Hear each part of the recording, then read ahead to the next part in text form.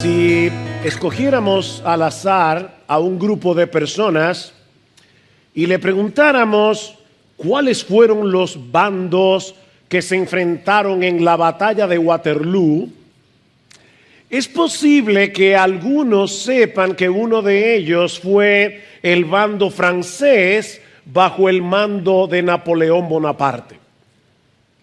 Es posible que otros sepan que en esta batalla Napoleón fue derrotado por el duque de Wellington. Pero también es posible que algunos no sepan absolutamente nada acerca de este evento y que no les importe en lo más mínimo. ¿En qué me beneficia conocer el resultado de una batalla que se peleó a principios del siglo XIX por un grupo de naciones extranjeras? Y lo mismo podemos decir de un montón de eventos históricos que podemos darnos el lujo de ignorar sin que eso altere nuestras vidas en lo más mínimo.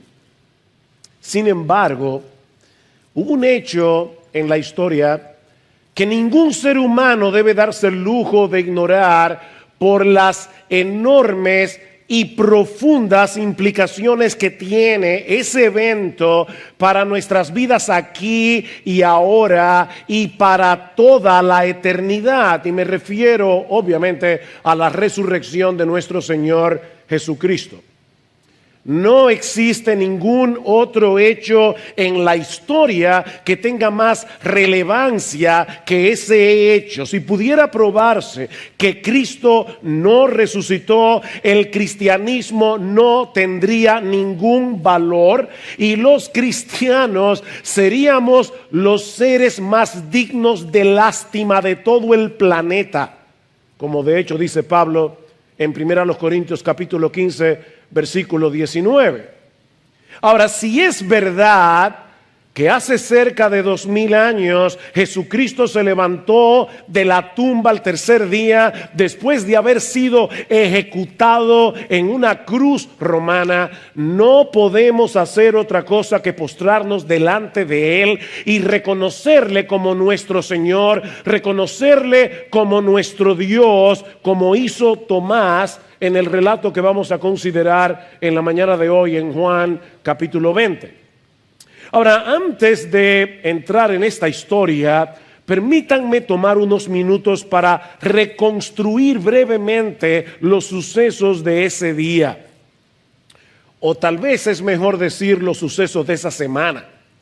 El Señor Jesucristo fue crucificado el viernes en la mañana. Su muerte se produjo alrededor de la tarde de ese viernes. Inmediatamente después Él fue sepultado en un sepulcro propiedad de José de Arimatea y allí permaneció hasta el domingo en la mañana.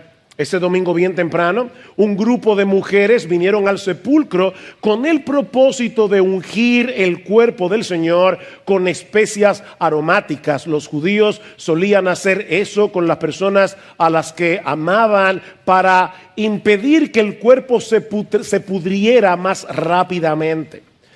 Pero cuando estas mujeres llegan al sepulcro, se encuentran con la sorpresa de que la roca enorme que tapaba la boca del sepulcro había sido removida y que el cuerpo de Jesús había desaparecido. Por supuesto, ellas reaccionan muy confundidas porque obviamente no estaban esperando que Jesús resucitara de los muertos. Pero en ese momento se colocan junto a ella dos ángeles del Señor que les dan la buena noticia. ¿Por qué buscáis entre los muertos al que vive? No está aquí, sino que ha resucitado. Acordaos de lo que os habló cuando aún estaba en Galilea diciendo: es necesario que el Hijo del Hombre sea entregado en mano de hombres pecadores y que sea crucificado y que resucite al tercer día. El Señor lo había profetizado. Ellas salen de inmediato hacia donde se encontraba reunido el grupo apostólico, les cuentan lo que había sucedido y por supuesto ellos dijeron: amén, aleluya, gloria al Señor, Cristo resucitó. No. Dice Lucas que cuando escucharon el reporte de las mujeres, y este detalle es importante, guárdenlo allí en sus discos duros, porque van a entender en un momento por qué es importante, a ellos les parecía locura las palabras de ellas y no las creían. A pesar de todas las veces que el Señor había hablado de su muerte, de su resurrección, los discípulos no habían logrado entender el alcance de sus palabras por una sencilla razón. Eso no encajaba con sus nociones preconcebidas acerca del Mesías prometido. Los Mesías no mueren y por lo tanto no pueden resucitar. Ellos no podían concebir la idea de un Mesías crucificado. De manera que cuando Jesús fue condenado y ejecutado, todos ellos llegaron a la conclusión de que sus esperanzas habían muerto con él. Pero entonces llegan estas mujeres reportando lo que habían visto, y tanto Pedro como Juan deciden confirmar el asunto por sí mismos. Así que se dirigen al sepulcro y encuentran la misma escena que las mujeres habían descrito. La piedra había sido removida, el cuerpo de Jesús no estaba allí. Unas horas más tarde, el Señor se le aparece a María Magdalena, luego al apóstol Pedro, luego a 2 discípulos que iban camino a la aldea de Maús, hasta que ese mismo domingo en la noche se le aparece al resto de los discípulos que seguramente se habían reunido para comentar lo que había sucedido. Noten otra vez el versículo 19. Entonces, al atardecer de aquel día, el primero de la semana, es decir, el domingo, estando cerradas las puertas del lugar donde los discípulos se encontraban por miedo a los judíos, Jesús vino y se puso en medio de ellos y les dijo: paz a vosotros. Y diciendo esto, les mostró las manos y el costado. Entonces los discípulos se regocijaron al ver al Señor. Eso fue lo que el mismo Jesús había profetizado en Juan capítulo 16. Cristo les dijo: ustedes estarán tristes, pero yo los volveré a ver, y ustedes se gozarán, y nadie os quitará vuestro gozo. Pero Tomás no estaba ahí ese domingo en la noche. Y cuando llegó al lugar de reunión, ya Jesús se había ido.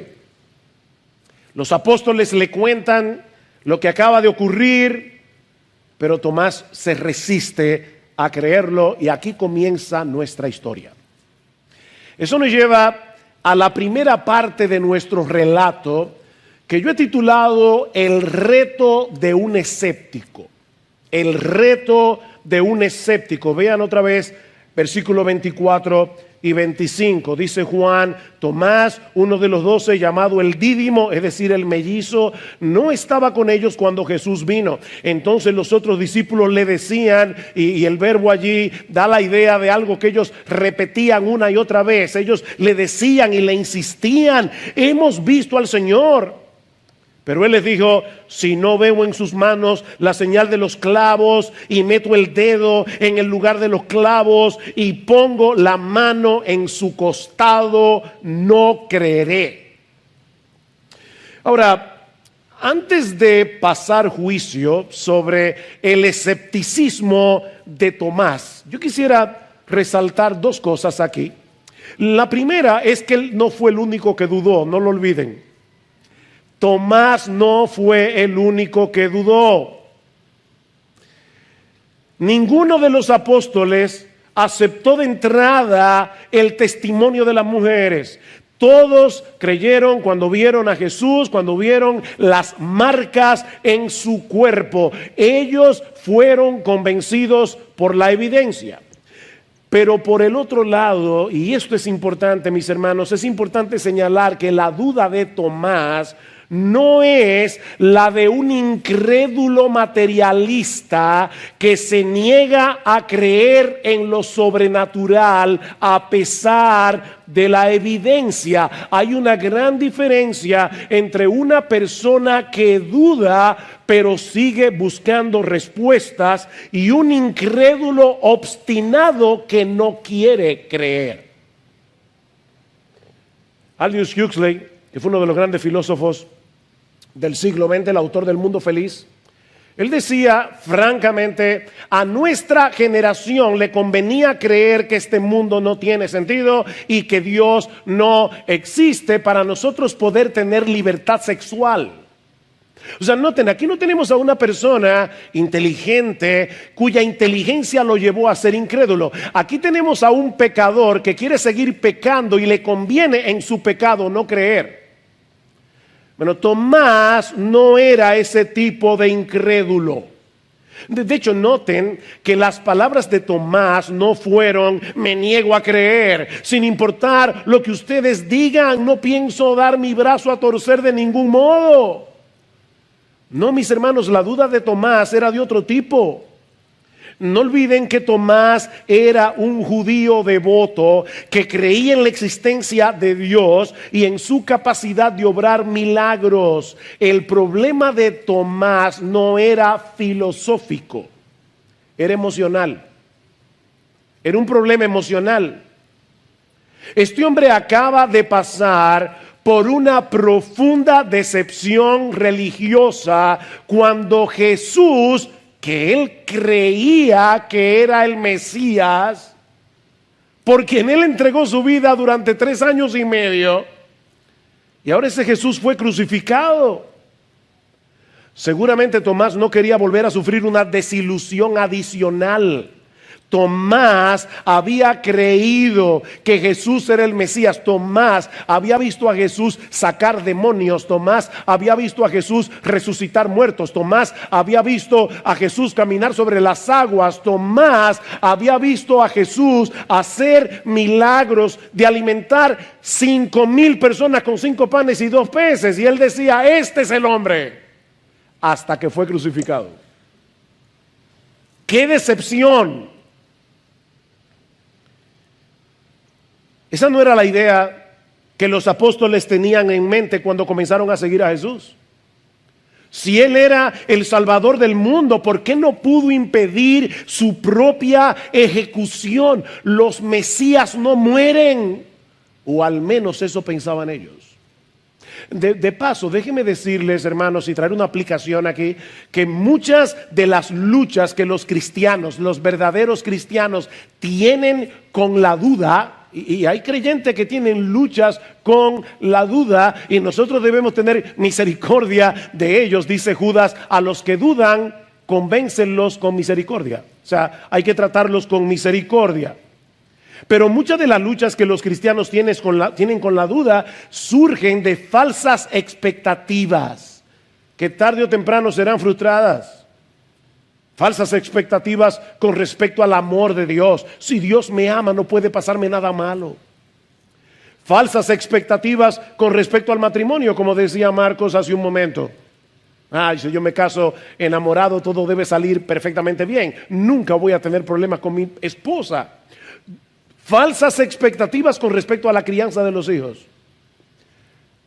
Falsas expectativas con respecto a la iglesia. ¿Saben por qué, mis hermanos, muchos creyentes se convierten en fugitivos eclesiásticos? Porque van a la iglesia creyendo que llegaron a la sociedad ideal, donde nadie te malentiende, donde todo el mundo te ama, donde no hay chismes, donde todo es perfecto.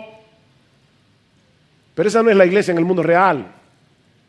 Porque todavía somos pecadores. Porque todavía el pecado mora en nosotros. Y si tú llegas a una iglesia con una falsa expectativa, entrarás por una puerta y terminarás yéndote por la otra. Y al final serás un fugitivo eclesiástico, porque no encontrarás ninguna iglesia perfecta de este lado de la eternidad. Así que muchas de las dudas que los creyentes tienen surgen por falsas expectativas. Tomás había sido profundamente decepcionado y no estaba dispuesto a permitir que eso le pasara otra vez. ¿Ven? No era un problema filosófico, era un problema emocional. Como bien ha dicho alguien, Tomás se negó a darle alas a sus esperanzas para no verlas hechas pedazos una vez más. Él tenía que estar completamente seguro que no se trataba de un truco, que no era una especie de alucinación colectiva. De ahí su reto. Si no veo en sus manos la señal de los clavos y meto el dedo en el lugar de los clavos y pongo la mano en su costado, no creeré.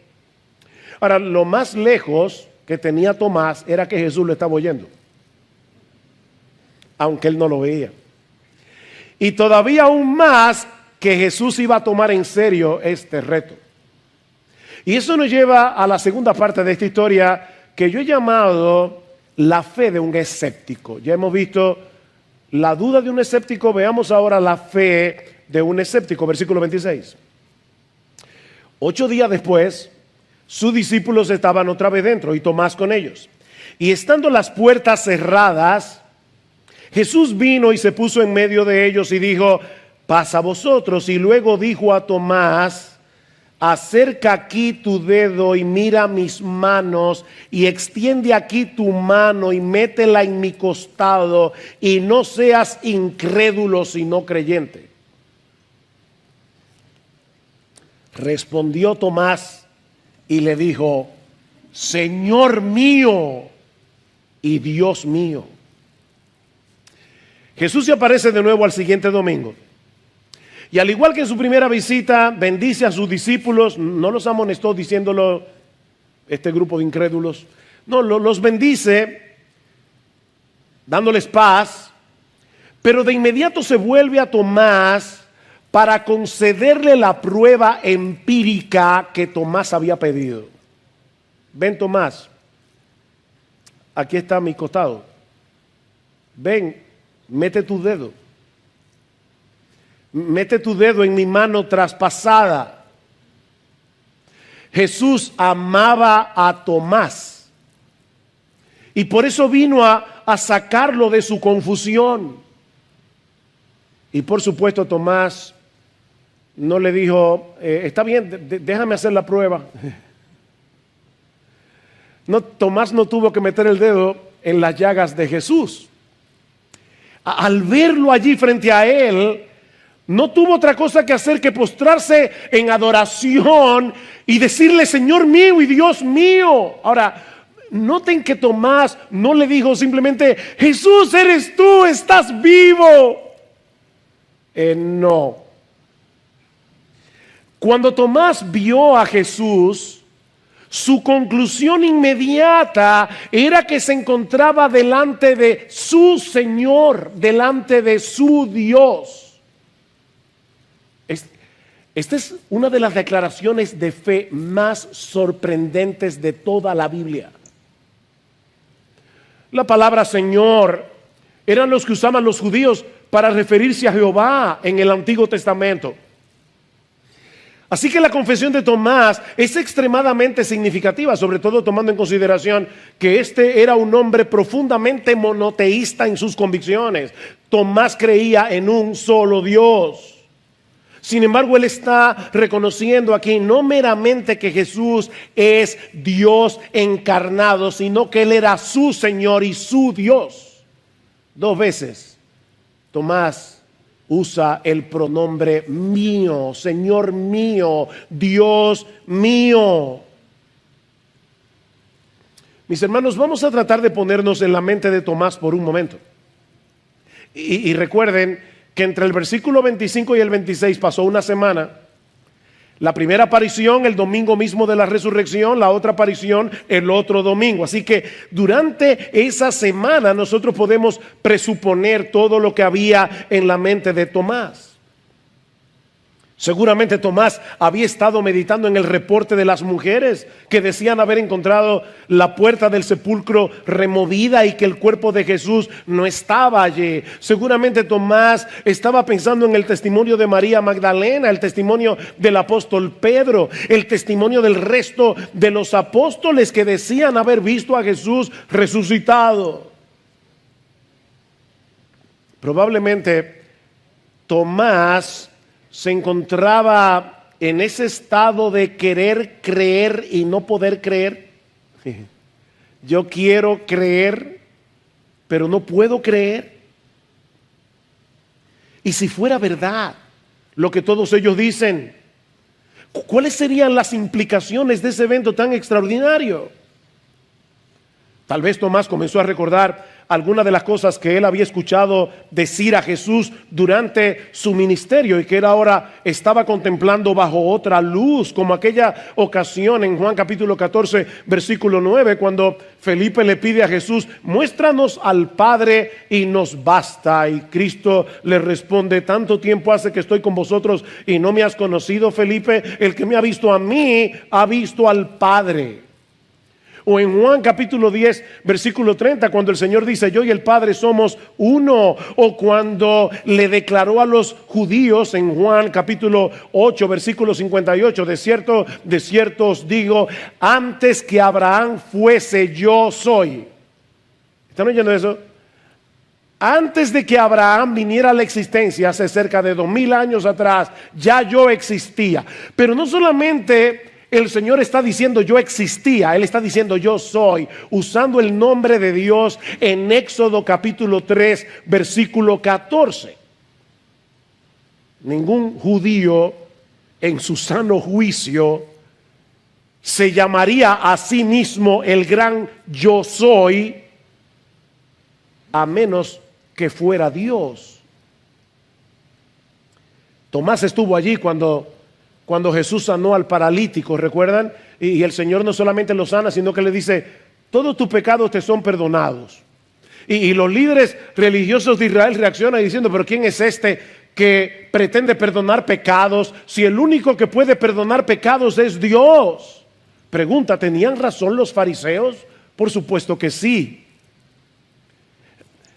Imagínate que una banda de asaltantes te golpea, te deja tirado en el camino, casi muerto, y yo voy a visitarte al hospital y te digo: ¿sabes qué? Te tengo una buena noticia, me encontré con tus asaltantes, con la gente que te golpeó, pero no te preocupes, ya yo los perdoné. Seguramente me va a decir: ¿y quién eres tú para perdonar a los que me han golpeado a mí? Mis hermanos, cuando nosotros pecamos, nuestro pecado es contra Dios y por lo tanto ningún ser humano tiene derecho a perdonar pecados, porque esa ofensa no fue contra ti, no fue contra ti, no fue contra ti, fue contra Dios. Pero Jesús es Dios y por eso puede perdonar pecados. Tomás estaba allí cuando Lázaro murió.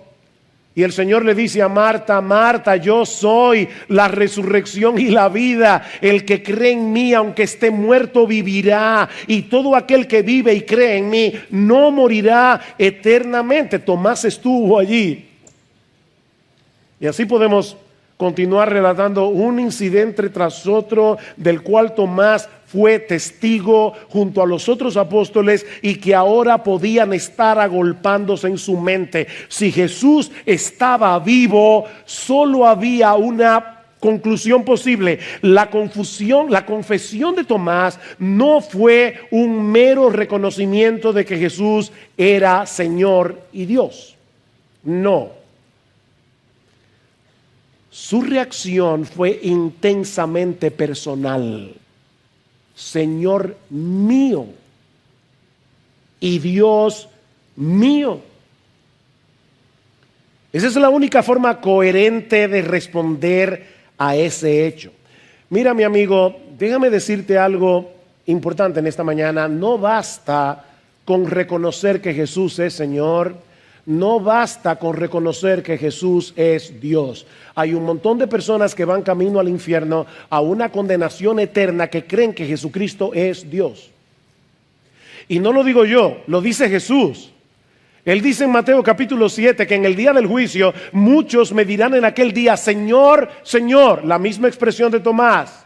Señor, Señor, no profetizamos en tu nombre, y en tu nombre echamos fuera demonios, y en tu nombre hicimos muchos milagros. Y entonces yo les declararé: nunca os conocí, apartaos de mí, hacedores de maldad. El punto, mi amigo, no es que tú creas teológicamente, intelectualmente, mentalmente que Jesús es Dios, que Jesús es Señor. La pregunta crucial aquí: ¿Jesucristo es tu Dios? ¿Es tu Señor? De tal manera que cuando tu voluntad y su voluntad entran en pugna, tú quieres hacer su voluntad y no la tuya, porque Él es tu Señor. Eso es lo que Tomás está reconociendo aquí. Señor mío y Dios mío. Mis hermanos, ¿acaso es posible darle un poco de devoción, darle un poco de amor, darle un poco de lealtad, darle un poco de obediencia, darle un poco de adoración a aquel que, siendo Rey de reyes y Señor de señores, dejó su gloria, se hizo hombre para morir en tu lugar en la cruz del Calvario? ¿Se le puede dar un poco de devoción a un Salvador así? Por eso le decía al principio que si es verdad que hace cerca de 2000 años Jesucristo se levantó de la tumba al tercer día después de haber sido ejecutado en una cruz romana, es imposible reaccionar con indiferencia. Eso no es posible. Eso fue lo que Tomás entendió ese domingo en la noche, y lo que todos aquí deberíamos entender este domingo en la mañana. Pero nuestro pasaje no concluye ahí. Si esto fuera una película de Hollywood, este sería un fin genial. Tomás cae postrado: Señor mío, Dios mío. Y ahí termina la historia, fin. Pero qué bueno que el relato no terminó ahí, porque de haber terminado ahí nos dejaría a todos nosotros en un problema. Porque alguien podría estar pensando: que me alegro por Tomás, que tuvo esa visión del Cristo resucitado, pero yo nunca he visto a Cristo, yo nunca he visto su costado traspasado, yo nunca he visto sus manos traspasadas, así que yo puedo seguir dudando. No, mi amigo, la incredulidad todavía no es una opción para ti. Así que déjame terminar el relato. Ya hemos visto la duda de un escéptico, hemos visto la fe de un escéptico, pero yo quiero que veamos ahora el instrumento que Dios ha estado usando a través de toda la historia para convertir a escépticos en creyentes. El instrumento que Dios ha estado usando a través de la historia durante ya 2000 años para convertir escépticos en creyentes. Vean el versículo 29. Jesús le dijo a Tomás: porque me has visto, has creído. Dichosos los que no vieron y sin embargo creyeron. Algunos asumen que lo que Jesús está diciendo aquí es algo como esto: la fe que no descansa en ninguna evidencia objetiva, sino que es un salto irracional al vacío. Es una fe superior que la que sí descansa en evidencias. Es como si Jesús le estuviera diciendo a Tomás: Tomás, tú tienes una fe de segunda clase porque tuviste que verme para creer en mí. Bienaventurados los que sin tener ninguna evidencia decidieron creer. De paso, ese es el concepto que muchos tienen hoy día de la fe. Un salto irracional al vacío. Es por eso que uno escucha a la gente decir, bueno, tú tienes tus creencias, yo tengo las mías. Y no hay manera de comprobar cuál de las dos está en lo cierto, porque ambos sentimos que nuestra creencia es correcta. Eso es lo que yo siento en mi fuero interior. En otras palabras, la fe no tiene nada que ver con hechos concretos y realidades históricas, sino más bien con un sentimiento subjetivo del corazón. ¿Ustedes recuerdan la famosísima novela que ya quedó en el olvido de Dan Brown, El Código Da Vinci? Hay una parte cuando Robert Langdon, el famoso experto en simbolismo esotérico, define la fe como la aceptación de aquello que nos imaginamos como verdad, aunque no pueda ser probado. Mi amigo, si ese es el tipo de fe que tú tienes en el día de hoy, yo espero poder destruírtela, porque esa fe no sirve para nada. Esa no es la fe que Jesús espera de aquellos que creen en Él. Una fe que no descansa sobre una base objetiva no es una fe racional. De hecho, no es una fe verdadera. ¿Qué es entonces lo que Jesús le está diciendo a Tomás en este pasaje? Que si bien es cierto que tanto él como los demás apóstoles llegaron a creer luego de haberle visto resucitado, a partir de entonces muchos creerían en él a través del testimonio de ellos registrado en las Escrituras, aunque no iban a tener la misma experiencia que los apóstoles. O sea, no es una fe sin evidencia, sino con otro tipo de evidencia.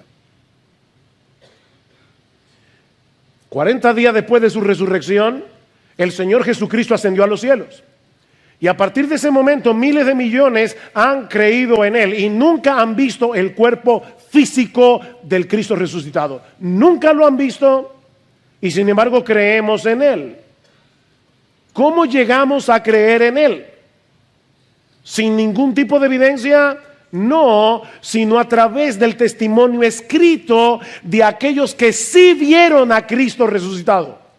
Vean el versículo 30. Y muchas otras señales hizo también Jesús en presencia de sus discípulos que no están escritas en este libro, pero estas se han escrito para que creáis que Jesús es el Cristo, el Hijo de Dios, y para que al creer tengáis vida en su nombre. Aquí está la evidencia. Y es una evidencia infalible. Déjame hacerte una pregunta. ¿Cuáles son los padres de la patria? Hace poco celebramos la independencia. ¿Cuáles son los padres de la patria? Por favor, no me diga que los tres padres de la patria son Juan, Pablo y Duarte. No, los tres padres de la patria son Duarte, Sánchez y Mella. Ahora, mi pregunta es, ¿cómo tú lo sabes? Tú estabas ahí el 27 de febrero de 1844. Tú estabas ahí. ¿Tú viste a Mella tirar el trabucazo? No. Sin embargo, nosotros decimos tan confiadamente, los tres padres de la patria son... ¿Tú sabes por qué? Porque nosotros creemos en los testimonios escritos de los que sí estuvieron ahí y cuyos testimonios hoy los historiadores pueden estudiar. Bueno, de la misma manera, nuestra fe no opera en un vacío. Nuestra fe descansa en evidencias irrefutables. Escuchen por un momento lo que Pablo dice en 1 Corintios capítulo 15 definiendo el evangelio, porque primeramente os he enseñado lo que asimismo recibí, que Cristo murió por nuestros pecados conforme a las escrituras, y que fue sepultado y que resucitó al tercer día conforme a las escrituras, y que apareció a Pedro, a Cefas, y después a los 12, y después apareció a más de 500 hermanos a la vez. Y Pablo dice, muchos de ellos están vivos, vayan y pregúntenle. Y al último de todos, como a un abortivo, me apareció a mí. ¿Cuáles son las dos evidencias que Pablo presenta aquí sobre la resurrección? La Biblia y los testigos oculares. La Biblia da testimonio de la resurrección de Jesús. Él resucitó al tercer día conforme a las escrituras. Mira, mi amigo, yo me he encontrado varias veces con incrédulos que cuando les predico me dicen, demuéstrame que la Biblia es la palabra de Dios. Mira, si tú estás aquí pensando eso, yo quiero plantearte otro reto. Demuéstrame tú que no lo es. Aquí tenemos 66 libros, 39 del Antiguo Testamento, 27 del Nuevo Testamento, escrito durante un periodo de 1500 años por más de 40 hombres diferentes, tratando de un tema conflictivo. Siempre se ha dicho que de política y religión es mejor no discutir porque cada cabeza es un mundo. Bueno, aquí tenemos a un grupo de 40 hombres que durante 1500 años escribieron acerca de Dios, acerca del Mesías, acerca de la salvación. Y este libro no tiene ningún error histórico, este libro no tiene ninguna contradicción, este libro no tiene ninguna incoherencia, y toda su historia gira en torno a una sola persona, nuestro bendito Señor y Salvador Jesucristo, desde Génesis hasta Apocalipsis. Explícame eso. Explícame eso. El peso de la evidencia no está sobre mí, está sobre ti que no crees. Unos 700 años antes del nacimiento de Jesús, el profeta Isaías, en Isaías 53, escribió lo siguiente, hablando de Cristo: cuando haya puesto su vida en expiación por el pecado, verá linaje, vivirá por largos días, y la voluntad del Señor será en su mano prosperada. El Mesías verá el fruto de la aflicción de su alma, el fruto de la aflicción de su alma, todos los creyentes que están aquí, y quedará satisfecho. Por su conocimiento justificará mi siervo justo a muchos y llevará las iniquidades de ellos. Eso fue escrito 700 años antes del nacimiento del Señor. Él resucitó al tercer día conforme a las escrituras. O pensemos en la persona misma de Jesús. Miren, Jesús es tan sublime que ningún ser humano se hubiera podido inventar un personaje como él. Jesús es inigualable. Aparte de que no hay manera de explicar cómo pudieron cumplirse en él tantas profecías que revelaban el tiempo, el lugar, la familia a la que él habría de pertenecer, su muerte en la cruz, su resurrección y un montón de cosas más cientos años antes de su nacimiento. Por otro lado, tenemos el testimonio de los apóstoles, que dice Pablo en 1 Corintios: se apareció a Cefas, se apareció a 500 a la vez, se apareció a los apóstoles. Todos ellos estuvieron dispuestos a dar sus vidas por proclamar que Jesús era el Cristo, el Hijo de Dios, que murió por nuestros pecados y que resucitó al tercer día. Ninguno de ellos, no lo olviden, creyó en la resurrección hasta que vieron a Jesús resucitado.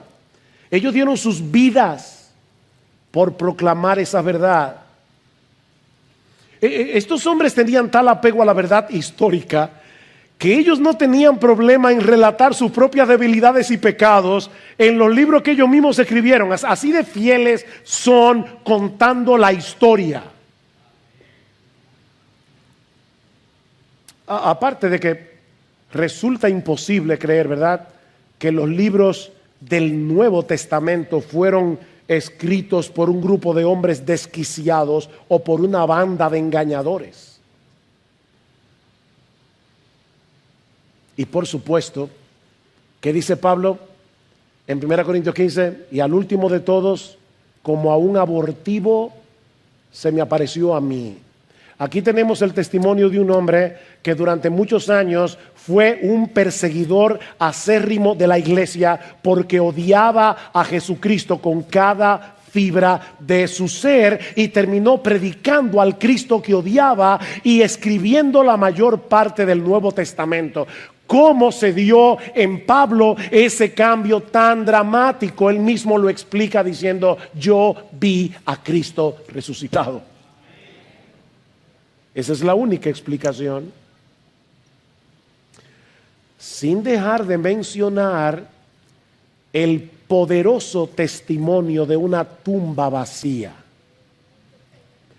Miren, mis hermanos y amigos que están aquí en esta mañana, cuando los apóstoles comenzaron a predicar que Jesucristo había resucitado, si Él no resucitó, era muy fácil para los romanos y para los judíos mostrar el cadáver de Jesús y el cristianismo se habría muerto antes de nacer. Pero el cadáver nunca apareció, porque esa tumba está vacía. Algunos dicen, claro, el ángel vino y movió la piedra para que Cristo pudiera salir. No. Jesús habría podido salir con todo y piedra. La razón por la que el ángel vino y removió la piedra del sepulcro no era para que Jesús pudiera salir, era para que el mundo pudiera entrar y verificar que esa tumba está vacía. Yo recuerdo en el año 2017, Gloria y yo fuimos a Israel y fuimos al lugar donde supuestamente está la tumba de Jesús. Y parece que es muy probable que esa haya sido la tumba de Jesús. Y nosotros entramos, Gloria y yo, a la tumba porque había que entrar solo en pareja porque era muy pequeña. Entramos, la abertura era pequeña, entramos a la tumba, pero cuando salíamos, no sé por qué Gloria y yo estábamos hablando de algo, estábamos riéndonos y un gracioso del grupo nos tomó una foto y luego hizo un meme de la foto y subió la foto en un grupo que teníamos diciendo, como si Gloria y yo estuviéramos diciendo, no tengan miedo que la tumba sigue vacía. Bueno, ¿saben qué? Hermanos amados, no tengan temor, la tumba sigue vacía. Cristo resucitó y eso hace toda la diferencia del mundo. Nadie, dice Jesús a sus discípulos, podrá quitarles vuestro gozo. Nadie podrá quitarles vuestro gozo, porque ustedes están siguiendo a un Mesías que no quedó clavado en una cruz, no quedó enterrado en una tumba, resucitó al tercer día, ascendió a los cielos, está sentado a la diestra del Padre y de allí volverá por segunda vez en gloria para reinar con los suyos por los siglos de los siglos. No tenemos que tener temor. Cristo resucitó. Así que los cristianos no creemos sin evidencia.